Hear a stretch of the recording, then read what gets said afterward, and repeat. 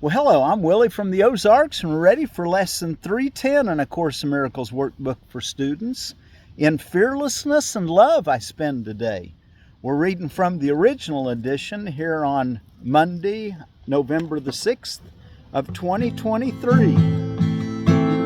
Fearlessness and love I spend today. I spend today.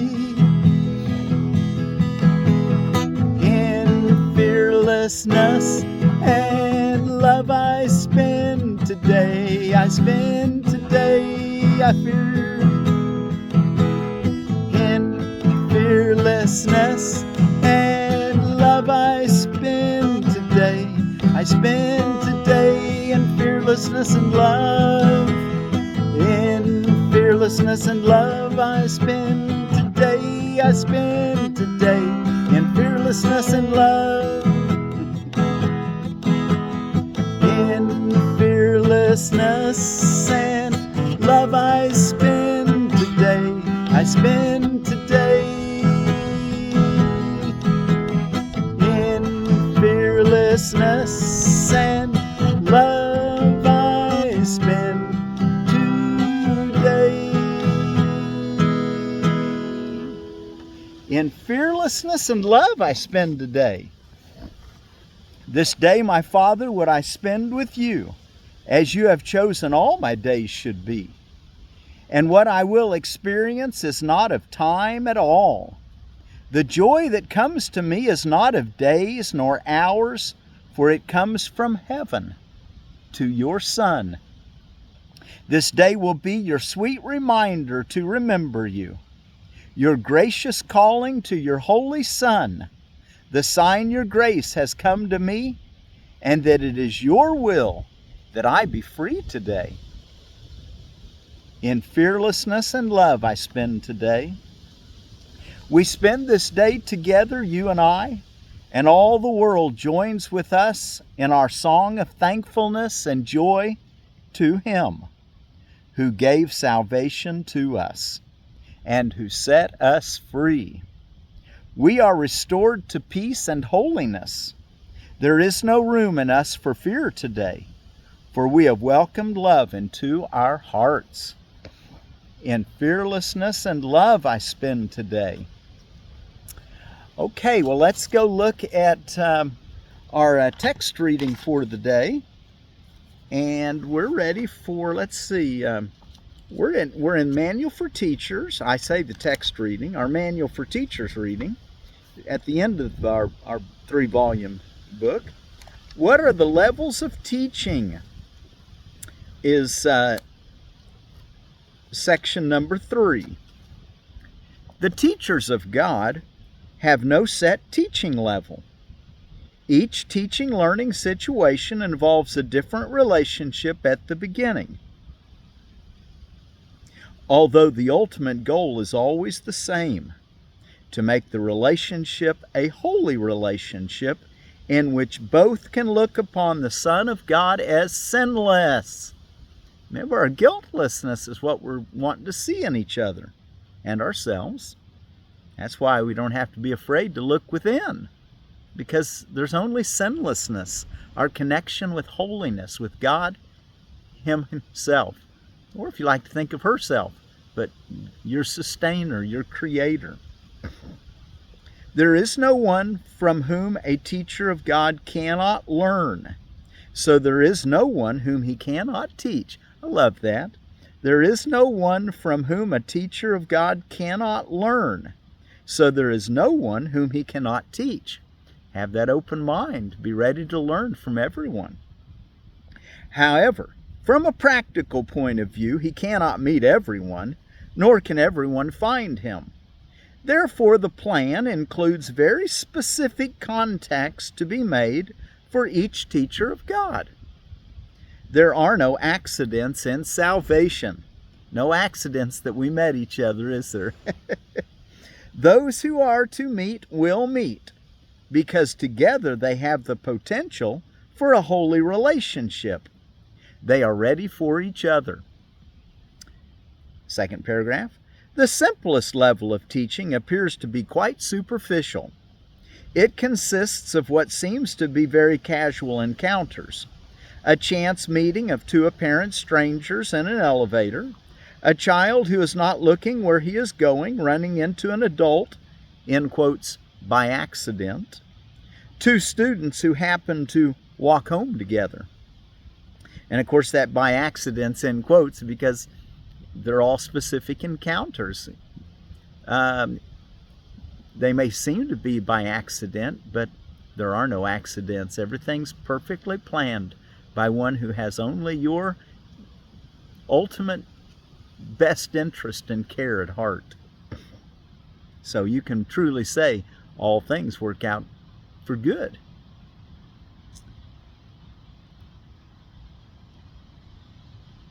So these are not chance encounters. Each of them has the potential for becoming a teaching-learning situation. Perhaps the seeming strangers in the elevator will smile to one another. Perhaps the man will not scold the child for bumping into him. Perhaps the students will become friends. Even at the level of the most casual encounter, it is possible for two people to lose sight of separate interests, if only for a moment. That moment is enough. Salvation has come.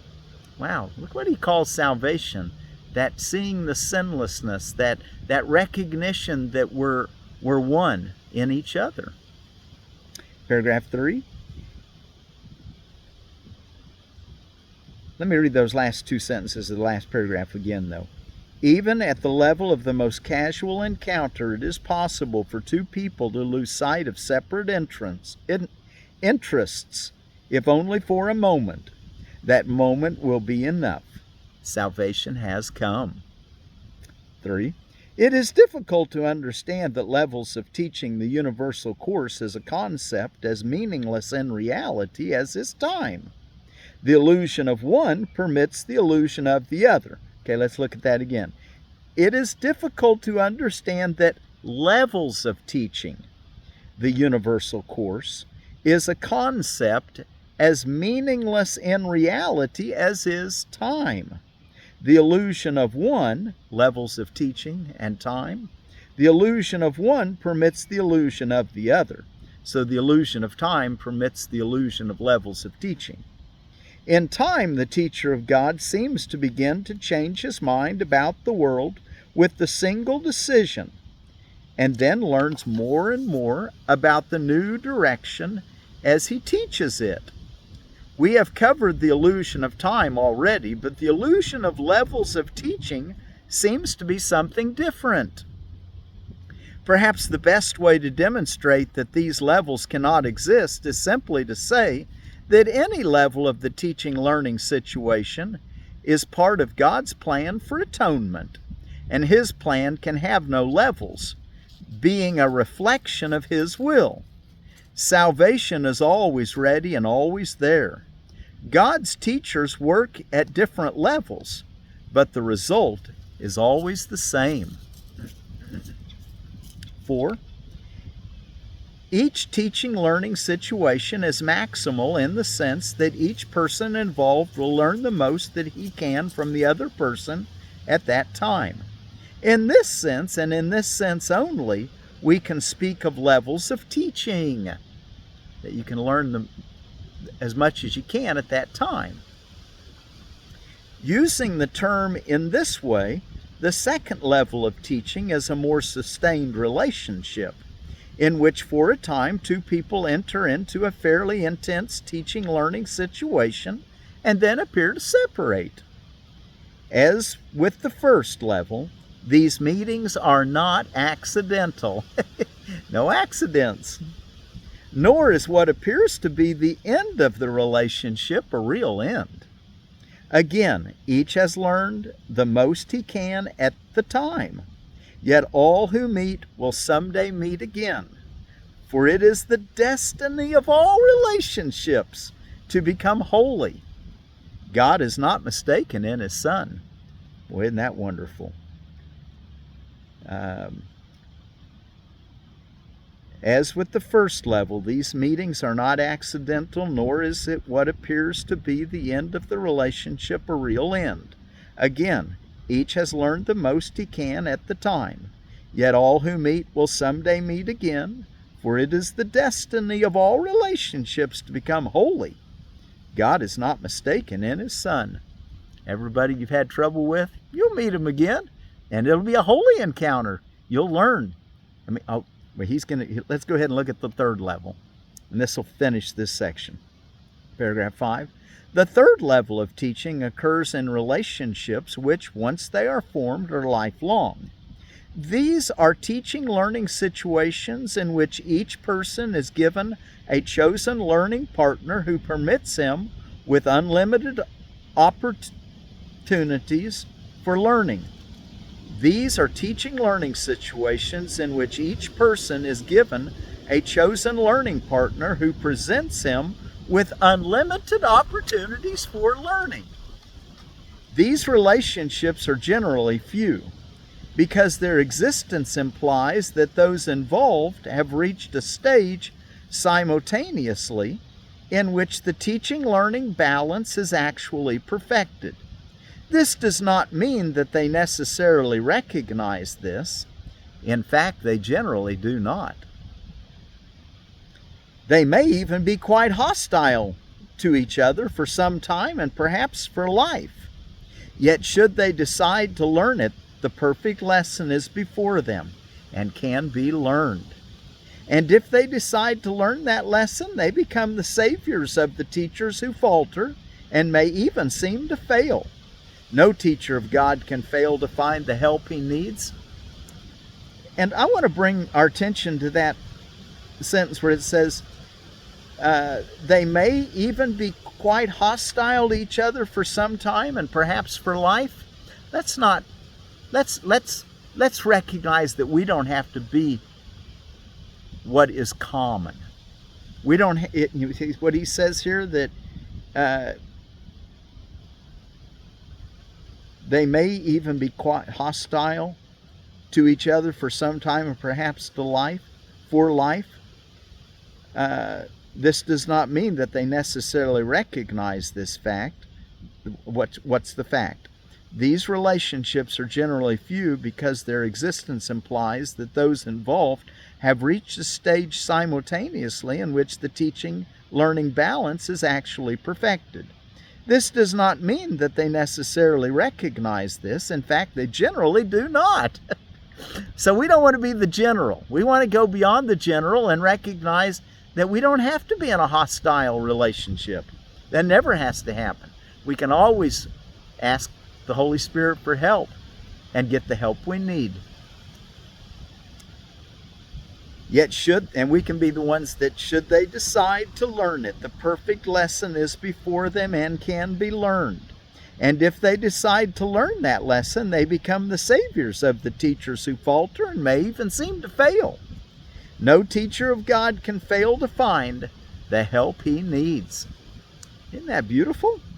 Okay, well, let's go back and take a look now at our lesson again and the associated reading, which is today's the last day we'll be reading.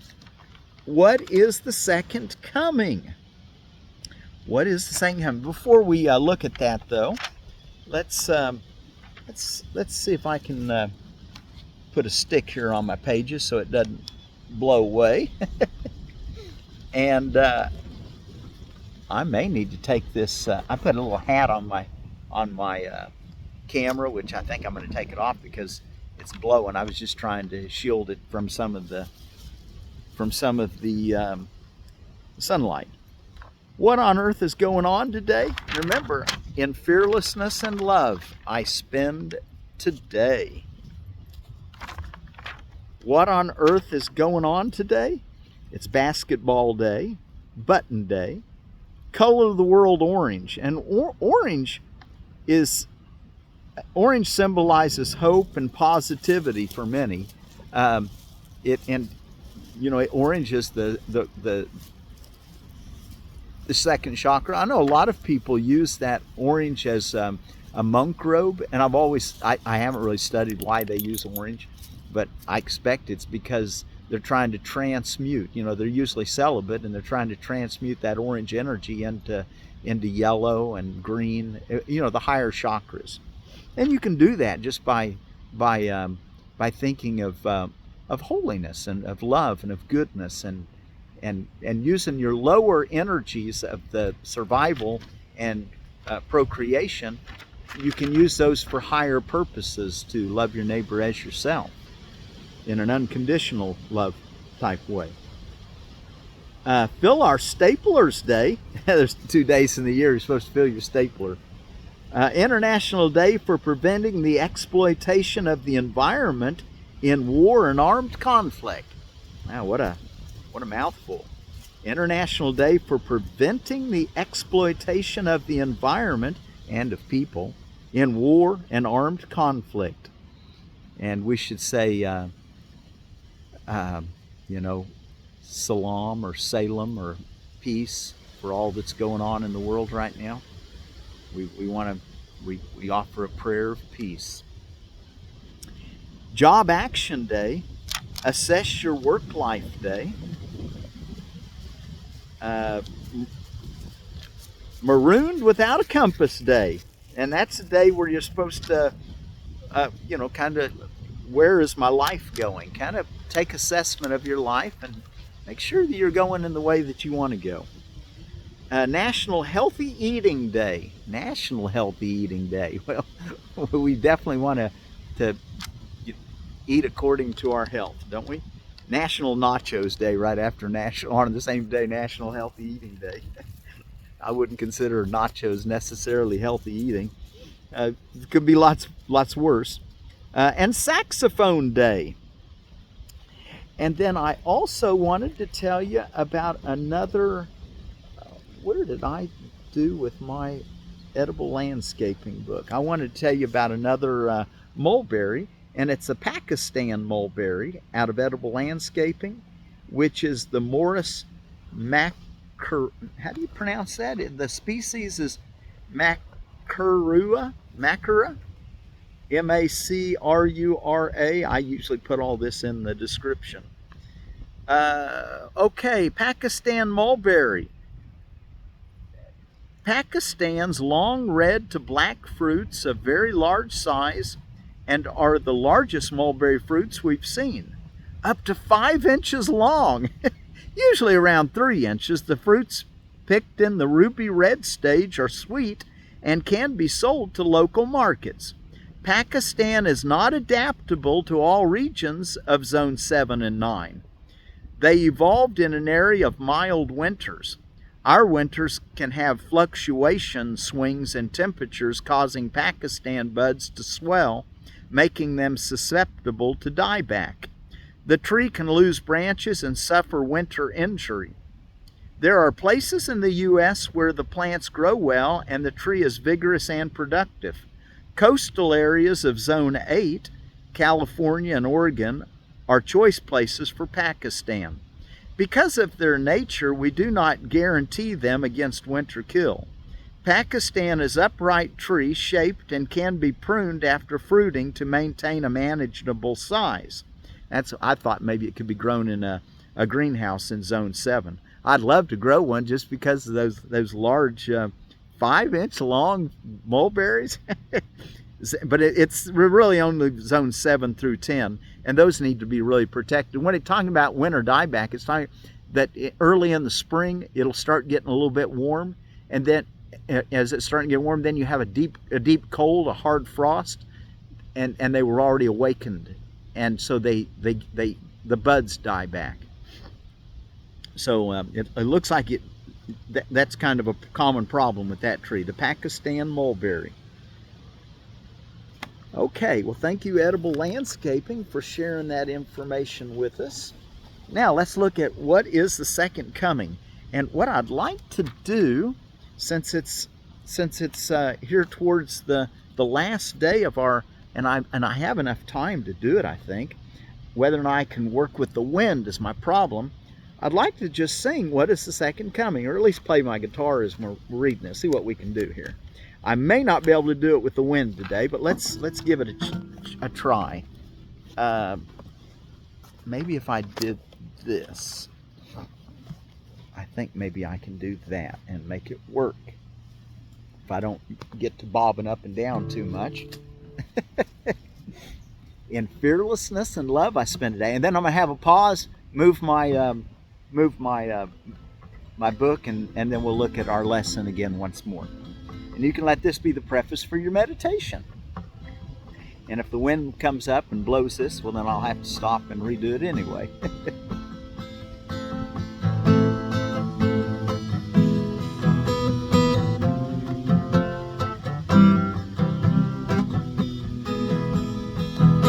What is the second coming? Christ's second coming, which is sure as God is merely the correction of mistakes and the return of sanity.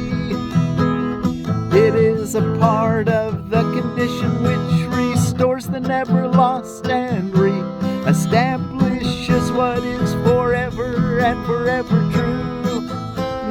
It is the invitation to God's word to take illusion's place. The willingness to let forgiveness rest upon all things, without exception and without reserve. It is the all-inclusive nature of Christ's second coming that permits it to embrace the world and hold you safe within its gentle advent, which encompasses all living things with you. There is no end to the release the second coming brings, as God's creation must be limitless. Forgiveness lights the second coming's way, because it shines on everyone as one, and thus is oneness recognized at last, recognized at last, recognized at last. The second coming ends the lessons which the Holy Spirit teaches, making way for the last judgment, in which learning ends in one last summary which extends beyond itself and reaches up to God.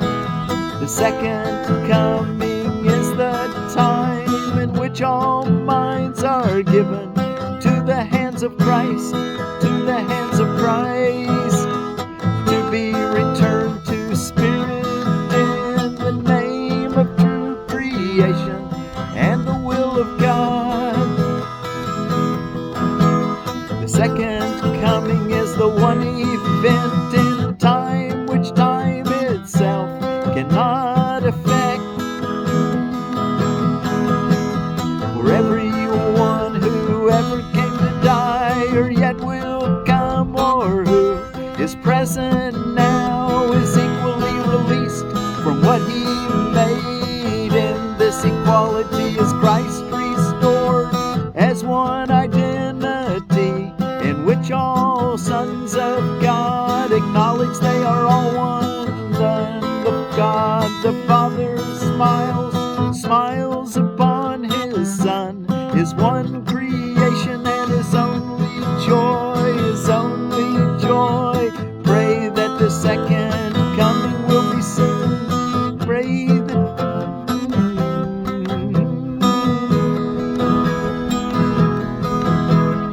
Pray that the second coming will be soon. But do not rest with that. It needs your eyes and ears, hands and feet. It needs your voice, and most of all, it needs your willingness. Let us rejoice that we can do God's will and join together in its holy light. Behold, the Son of God is one in us, and we can reach our Father's love through him.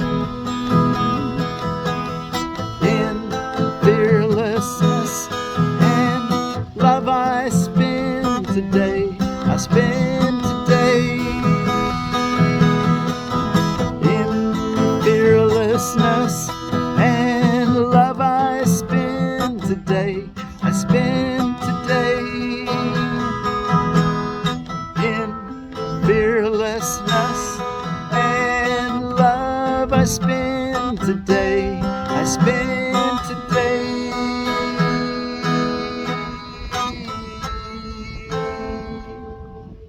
in fearlessness and love. I spend today.